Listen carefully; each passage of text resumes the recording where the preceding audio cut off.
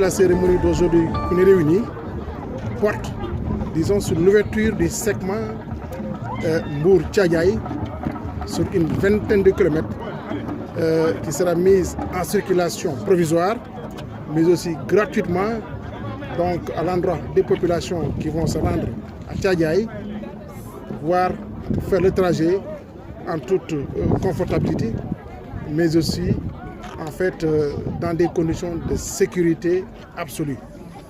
Et Monsieur le Président de la République était passé il y a quelques semaines sur cette portion d'autoroute et qui avait effectivement constaté l'état d'avancement des travaux d'une manière globale.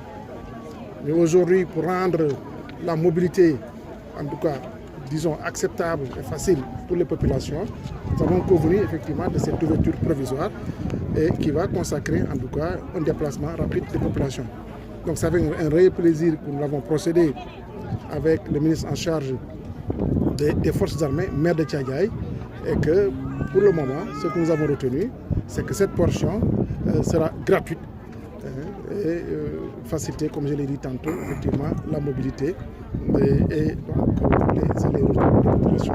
L'autoroute Mbour-Fatick-Kaolack, c'est à peu près sur 100 km. La section ouverte à la circulation est d'environ à peu près une vingtaine de kilomètres. Mais on va continuer les travaux pour quand, lors du premier trimestre de 2025, tout le tronçon Mbour-Fatick-Kaolack sur les 100 km soit ouvert effectivement à la circulation. Mais il y a des travaux complémentaires à terminer, à finaliser. Donc la sortie au niveau de Thiadiaye sera, disons, finalisée dans les meilleurs délais. Tous les aspects ont été pris en charge dans une synergie parfaite entre les maires, l'administration territoriale, le ministère des Infrastructures, l'AGEROUTE. Nous avons pu procéder aux mesures qui s'imposaient, d'abord de prise de possession des lieux, mais ensuite d'accompagnement, de déguerpissement en bonne intelligence avec les populations.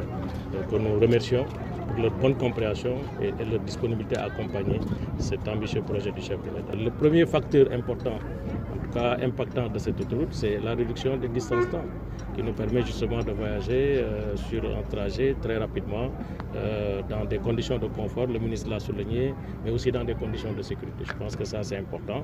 Bien évidemment, à chaque fois qu'on parle d'autoroute, il y aura toujours cette nécessité d'urbaniser davantage, de remembrer les voiries intérieures qui seront traversées, parce que Thiadiaye va être, par la force des choses, avec l'échangeur, un déversoir. Donc nécessairement, la route qui va accueillir le premier flux doit être remembrée. Les populations qui traversent ces routes qui sont dans un périmètre urbain devraient être aussi protégées, sécurisées, pour que justement ce projet ne soit pas un projet qui va induire des externalités négatives.